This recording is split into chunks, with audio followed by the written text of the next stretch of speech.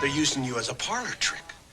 They think I'll look across the courtroom, see my precious daughter, and just go all soft No, inside. I think it's a bit more than that. What do you think, Margaret?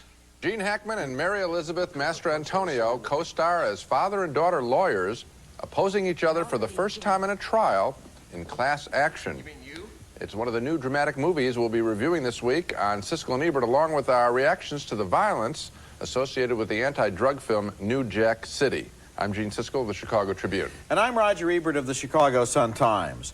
One of the busiest actors in the movies right now is also one of the best. Gene Hackman seems to make about 3 movies a year, and he's almost always good in them. So the news about Class Action is not that Hackman gives another fine performance, as he does as a radical lawyer who stands up for the little guy.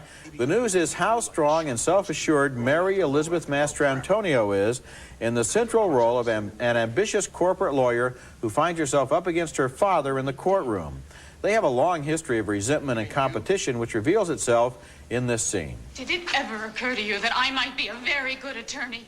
Well, you damn well better be. I raised you. No, Mother raised me. You had a date. The lawsuit involves an auto model with an exploding gas tank, and Mastrantonio is caught in the middle when her lover, who is also her supervisor, wants her to conceal damaging evidence. He's played by Colin Friels. You didn't give me this case to help my career. You wanted to cover your ass. You figured if this ever came up, who better to keep your little secret than someone you're sleeping with? The movie is filled with good supporting performances, including this one by Jan Rubis as an aging engineer whose credibility is under attack. 2762396. Isn't that your phone number, sir? Objection. Overruled. How about 94536? Objection. Overruled. Sit down, Mr. Ward.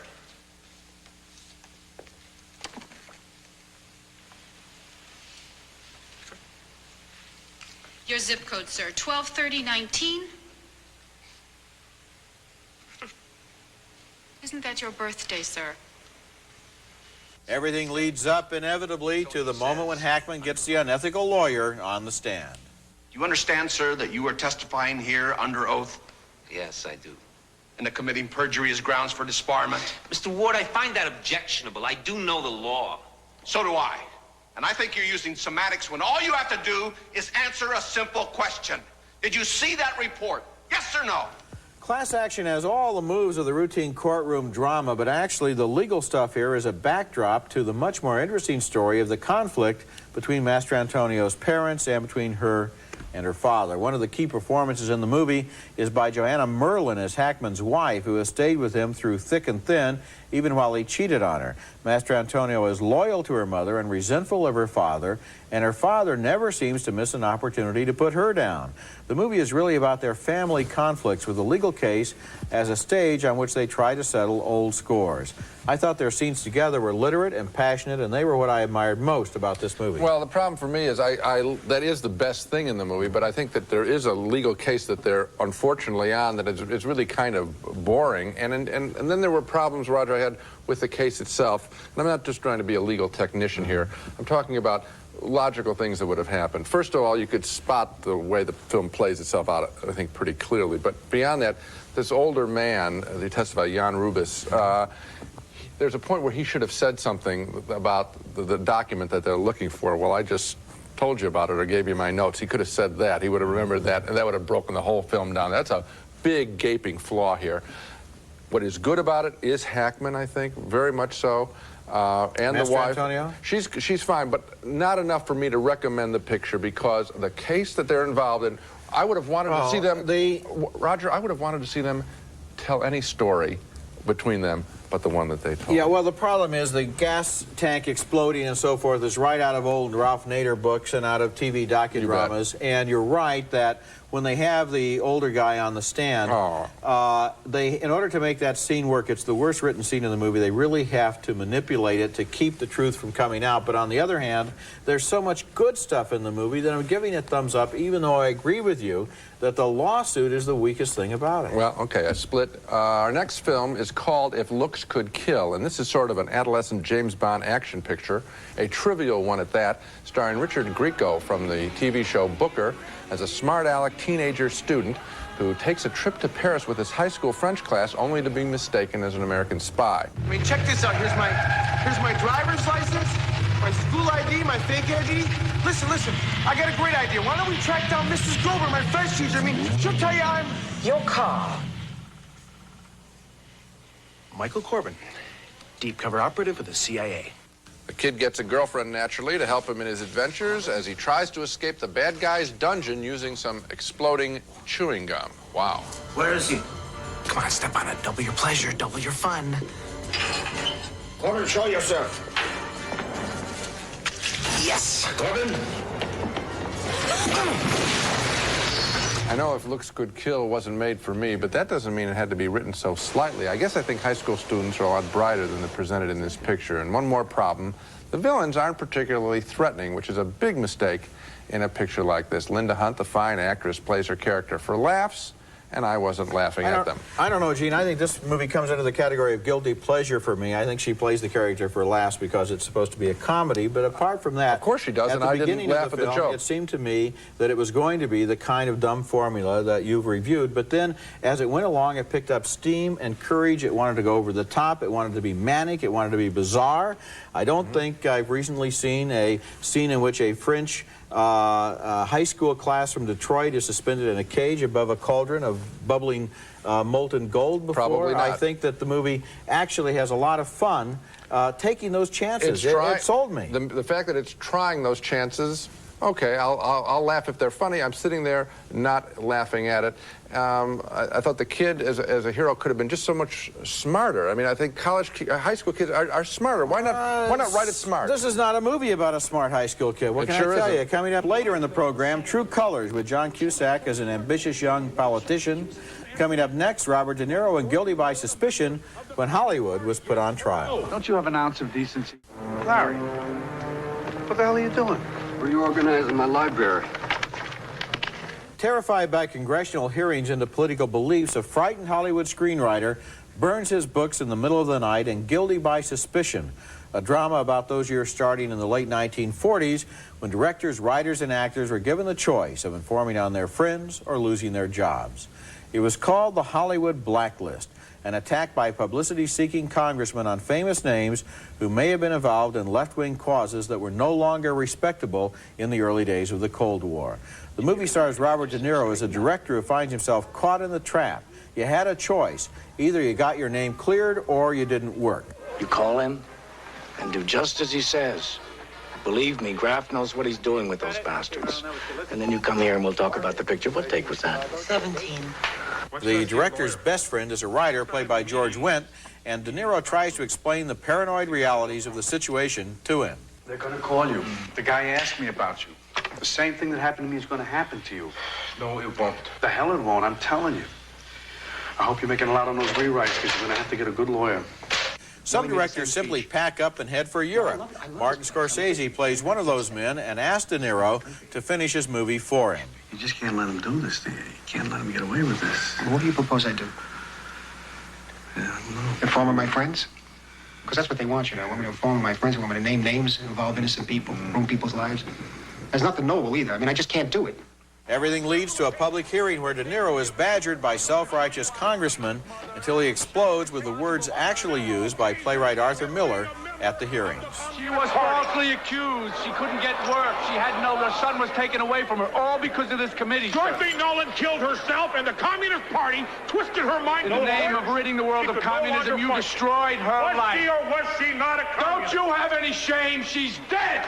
Guilty by Suspicion is one of the most knowledgeable movies about Hollywood that I've seen, a backstage look at professionalism, paranoia, greed, and fear. It was directed by an insider, Irwin Winkler, who produced such films as Rocky, The Right Stuff, and Raging Bull, and it shows the cruel choice presented to the blacklist victims. They lost either their jobs or their self-respect. The movie is fascinating for two reasons: for its look at Hollywood studio politics and for its memory of an unhealthy time in American political life in general. It's a good film, and it's an important film. Well, we have another disagreement. I think the film is, certainly the subject is very important.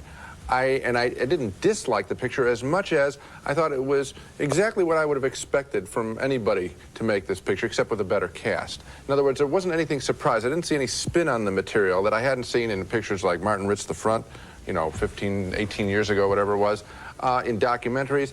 The film just sort of marched along and told the story fairly straight. The character, one supporting character cracks easily. There's a woman who obviously is going to, her life will end. It seemed to be just sort of marched straight forward. There was a lot of good stuff in this movie, and the ending was really emotionally stirring. Well, I didn't think that the ending was stirring, other than I know this cause. I mean, who would be on the other side of this cause at this point? Most people have never even heard of this cause. Gene, you have. Yes, I have. There are a lot of people out there who don't even know that this period existed. Okay, the problem is, I think you have too much information. No, the problem is, I think you're rewarding something for being on the right side of the cause rather than for the filmmaking itself. Au contraire, not at all. This is a good movie. I really enjoyed it. I saw it twice. A similar film, Long Walk Home. We both liked it. I think the treatment of the material, again, important material, much better than here. Coming up next, True Colors, an 80s version of the political drama The Candidate, with John Cusack as a grasping young politician. Lighten up. Didn't break into Watergate. This never cuts corners.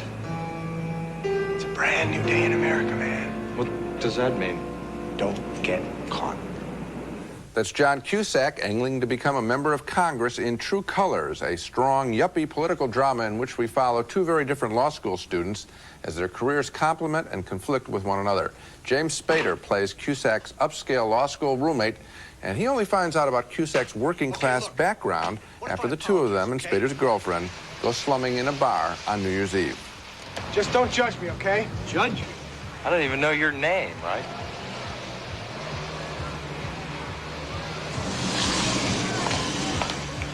Peter Michael Bertowski.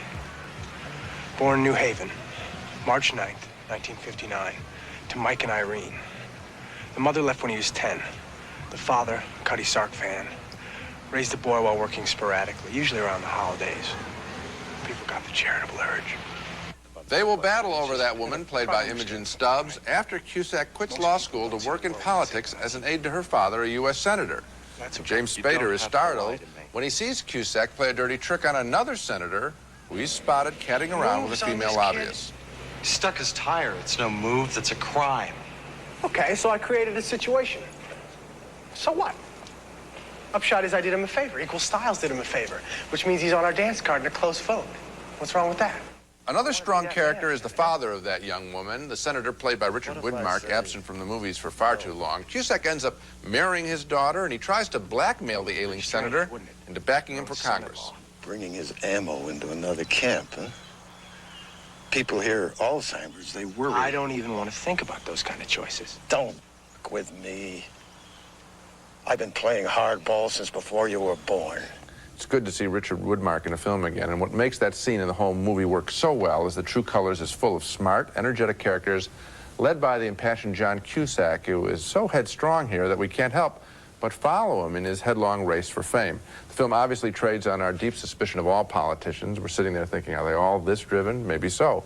And at the same time, with its 5 fully developed characters, this picture, True Colors, is remarkably smart. Credit Kevin Wade for writing a really smart script. At all times, I wanted to see how the story of these characters, all of them, was going to turn out. You know, I can't believe you fell for this and you held out against Guilty by Suspicion. Every criticism you made of the earlier film is true about this one. The movie's been told before. We know about it. We know how it's going to turn out. There's a better film called The Candidate that's based on the same material. It's not an entertaining film. It's kind of flat. It's disappointing in all of those ways. And yet, for some reason, I just don't understand how you can attack guilty by suspicion for reasons that apply manifestly to true colors. Well, let's deal with this film. Obviously, Okay. obviously, believe it or not, I might be thinking the same things about you, but I'm not going to waste everyone's time by saying them. I'm going to deal with the picture. You I'm wasted their time by having your opinion. I'm wasting their time by disagreeing with it. Okay, I'm going to say that on this picture, I think that Cusack is fascinating. He's really becoming one of our stronger actors, and that I did not know how this story was going to turn out. I really admire John Cusack, too, and I thought he did a fine job in this film. I felt that the screenplay could have been a lot more interesting if it hadn't been so much the same kind of formula we're familiar with from the newspapers about congressmen like this and the situations they get into. Okay, a new movie called New Jack City is a surprise box office winner across the country, but it's also attracting controversy as violence has broken out in a few screenings. We'll talk about that when we come back. New Jack City, about a Harlem drug lord and the police who tried to stop him. I liked the movie. Gene didn't, but we both agreed on its anti-drug message. A drug dealer is the worst kind of brother, man. He won't give it to his sister. He won't give it to his mother, but he'll sell it to one of his boys on the streets. One remarkable sequence follows a young gang member named Pookie as he is all but destroyed by drugs and then is helped by one of the cops to rebuild his life through a rehab program and Narcotics Anonymous. This is simply not the kind of stuff you see in the average crime movie. You've already seen the stories on the news about this film, about its aftermath, about the riot in the Westwood neighborhood of Los Angeles when young patrons were turned away, or the violence in other cities.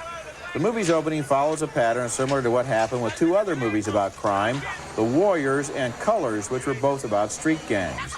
There are probably a lot of reasons why some movies seem to attract violence, and one of them, in the case of New Jack City, is simply that the subject matter is appealing to young urban men who, thanks to the gun lobby, find it easy to obtain handguns and convenient to carry them. Now, the news media loves to jump on a story like this. They love anything to do with the movies, and they'll simple-mindedly blame the movie for the violence. That's a lot easier than looking at underlying social problems or questioning the pro-gun positions of federal officials, which make it possible for kids in gangs to walk around with automatic weapons. I think it would be a shame if the controversy overshadowed the fact that New Jack City is a good and serious movie with a strong anti-drug, anti-crime message. Well, number one, I think that you got to also put your finger on the kids who do the guns, because lots of kids who are urban males and women attend these pictures and don't pop anybody. So let's fault them. It's not just the gun lobby. I think you're a little No, what I'm talking about is the coverage of it, because 99.9% of the screenings of this movie haven't had any violence at all. And the fact is, Gene, they have I want to be really hardball here. The number of people killed or wounded in incidents around this movie is probably smaller than the number of people who would have been killed and wounded out in the neighborhoods if they hadn't been in the movie for 2 hours. If you really could be God and look down and see what would have happened. And in both cases, the kids who do the killing are wrong. And yes, the they answer are. is, Yes, they are. And the Yes. and the answer is that one, news media should be more responsible, because a lot of the violence occurred prior to the screening of the picture, not while they were in the theater, not that somebody decided, I'm going to adopt a life of crime. At the same time, I think the picture romanticizes the street life in it, that if they had gotten into the theater, I don't think that the drug warning is clear enough. Oh, now that's where you're completely wrong. But wait a second. But we're dealing here, now with our re-review, we're dealing here with this issue about the violence. And I think that theater owners, when they book a picture like this, ought to be smart enough to know that if you're going to have a bad crowd, meaning large crowd, and a tough crowd for the first opening night showings. And I know if I have learned any lesson out of this is I'm not going to the first show for a picture like this. I'll see it on the Monday but what you're afterward. doing now is you're just reinforcing all of the publicity about how the movie and the violence are connected. I said absolutely the opposite. I said the violence occurred prior to the movie. Prior to the movie. I'm saying it's a problem of crowd control. I'm not saying it's a problem of the movie. I just hope the fact that this is a good movie doesn't get lost in the controversy. Coming up next, our video pick of the week, an unfortunately neglected Clint Eastwood movie. Video pick of the week is White Hunter, Black Heart, a fine Clint Eastwood film from last year in which he directed himself in a role patterned on the life and lifestyle of director John Huston, specifically while Huston was preparing to direct the movie The African Queen with Bogart and Hepburn. It turns out Huston would rather shoot elephants than his movie, and this film does a very good job of presenting a complicated, contradictory character, a man both creative and selfish, compassionate toward the weak, and a bully toward the strong. It is all too rare in American movies to get complicated characters in the lead, and if that is your taste, I think you should check out White Hunter Black Heart, just out now on home video. Now let's recap the movies we reviewed on this show. We had a lot of split votes, as you may have noticed. Roger liked Class Action, the courtroom drama with Gene Hackman and Mary Elizabeth Mastrantonio. I thought the trial material crippled their fine work. Another split vote on If Looks Could Kill. Roger said he enjoyed the cheerful exuberance of the action. I thought the teenage James Bond parody was lame. Another split vote on Guilty by Suspicion, the Hollywood blacklist drama. Roger found it important and moving. I found the storytelling rather standard. And we split on True Colors, the yuppie politics film. I really liked John Cusack's headlong drive for Congress. Roger thought it was flat and predictable. Okay, 4 movies, 4 disagreements, and that's it for this week. Next week we'll be back with Defending Your Life, starring Meryl Streep and Albert Brooks, and also Teenage Mutant Ninja Turtles 2, The Secret of the Ooze. That's next week, and until then, the balcony is closed. Admiral Cruises presents their 7-night Caribbean vacation sampler cruise on the Azure Seas. Days and nights filled with everything from sampling the islands to relaxing on board. Whenever you cruise, cruise Admiral Cruises. No nonsense, the pantyhose that hold up through your busy schedule without a snag. No nonsense, the pantyhose that last. Ringer Lawn Restores, the natural chemical-free way to make your lawn healthy and green. Ringer, all natural, all good, all safe. Ruffy's Color Sense trash bags with colors to match any decor plus fresh deodorizing fragrances. Color Sense, the best value you'll ever throw away.